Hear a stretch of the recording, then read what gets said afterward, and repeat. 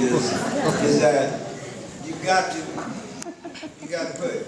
We did more with him, with the sisters giving him his discipline than his brother.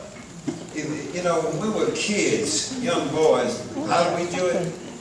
I would tighten my muscle up like this here and let my 11-year-old buddy hit me hard as he could on my shoulder. And I hit me hard as he could on his shoulder. It's called male bonding. So that's Joe was saying, I can take anything y'all can do. He's a grown 22-year-old man. That's what was happening. So in other words, I was saying, that was one case. The other case, wait a minute. I trained just as many brothers and just as many sisters. Once we got the little private training program going, I trained just as many brothers, just as many. In shooting weapons, doing weapons, etc., and so on. One day, brothers from the pimp shop, three doors down, come by and grab the sister on her buttocks, walking in the door, talking about, I'm going to pull this, this woman here, etc., blah, blah, blah. Marsha, I never forget her. She's been well trained, turned 17 years old. And she walked to the door and says, brother, out of the office. Oh, bitch, don't tell me what to do. She walks back, and another sister walked past her, and she says, out of the way.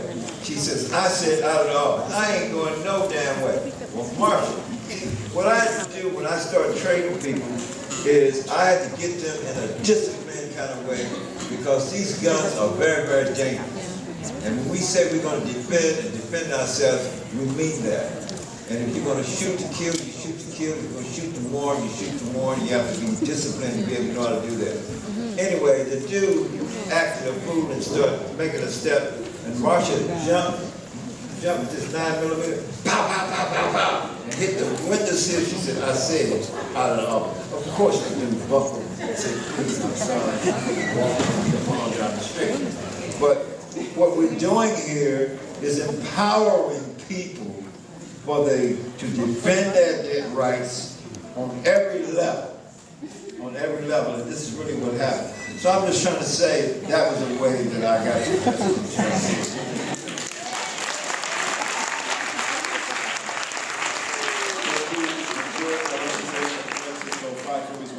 We're collective storytellers, and we just want to thank you for your time today. Really? Why did you plug yourself?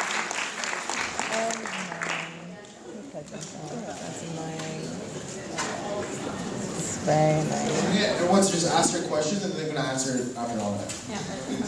All right, thank you so much for joining us this evening. I'm also with the Socialist Fight Back Club here in New York, and we wanted to really just continue some of the aspects you touched on in your presentation, right? As socialists, what we're fighting for is the redistribution of wealth, taking it from the Walton family. You mentioned it as being the most wealthy corporation out there, a family of 7. That's ridiculous. They're doing that by the exploitation of their own domestic workers and the resources that they plunder abroad. So as socialists, we're focusing on the human needs and the distribution of the wealth that exists in society on a materialist interpretation, like Bobby Seale was going on, right? So I wanted to know, like, how you feel, what do you think about the advancement of the struggle? You know, whether we're black, white, yellow, polka dot, all these colors, it doesn't really matter. There are no polka dot humans, boy. What we need to unite Blood on clots. is something that's effective in order to actually bring about an end to the capitalist exploitation. I think most of us would understand capitalism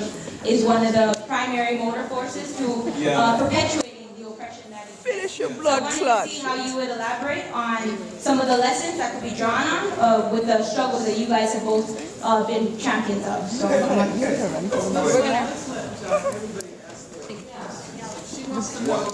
Got your question.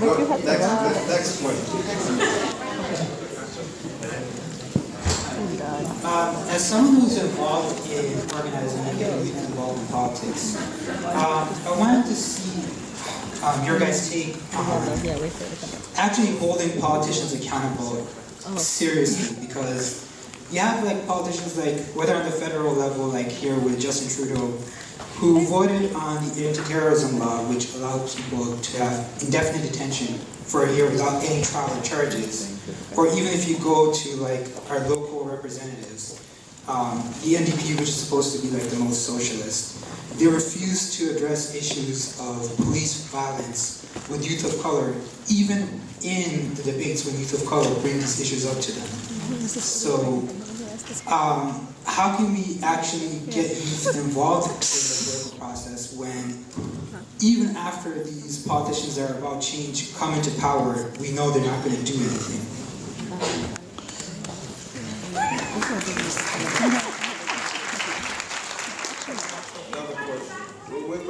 We're trying to get these questions all together. So That's a good, thank you for that. Mr. Angela and I can summarize. I always had stuff out. Go ahead. I should think of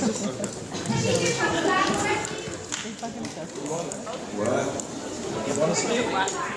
You want to speak? Uh-oh. Uh-oh. What happened? Black woman wants to speak. So I actually wanted to come in. First of all, I want to say it's quite an honor to have two important veterans in the struggle speak to us. I think you look at the traditions of the Black Panther Party. The documentaries, for a lot of young people, I think we grew up on this political tradition, thinking about it, concerning these traditions. And I had a certain question revolving around the question of imperialism and how we struggle against inequality around the world. Because what I see today in the world is both enormous optimism and hope. People are beginning to wake up, but on the other side I see enormous destruction and despair. My background, I'm from Iran, I'm from the Middle East, and we see this very clearly here with the destruction. Angela was speaking about the war on terror and what imperialism has done to the Middle East. The same thing we could say about Africa, of South Asia. This is the horror of capitalism. But at the same time, oppressive conditions don't always result in the kind of struggle we want to see. And in the Middle East, what I see is Shia Muslim killing Sunni Muslim, Arab killing, Turk killing, Kurdish, if I could. But at the same time, I see the Arab revolutions and people struggling together. And I think I would like a certain weighing in on the question of, can we unite? Should we unite? On what basis should we unite in the struggle? Because this is something we get a lot at university, where people tell us our struggles are separated. So I'd appreciate if you could weigh in on that first. Thank you.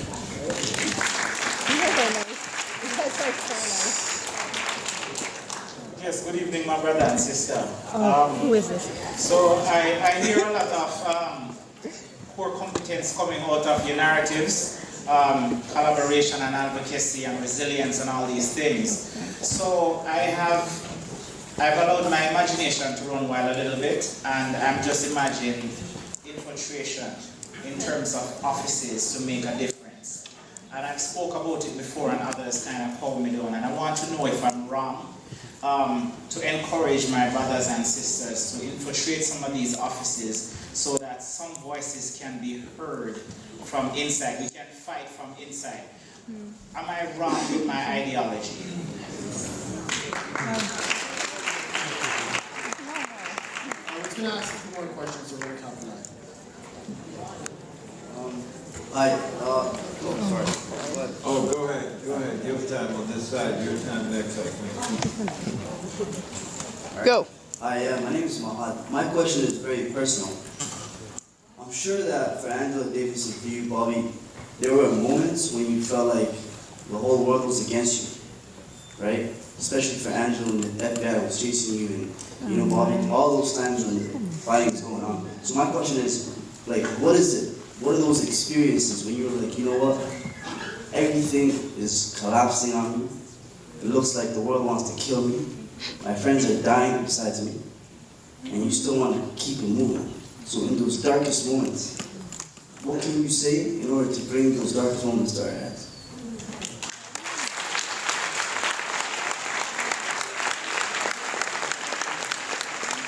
The last two questions, one right here and one right here.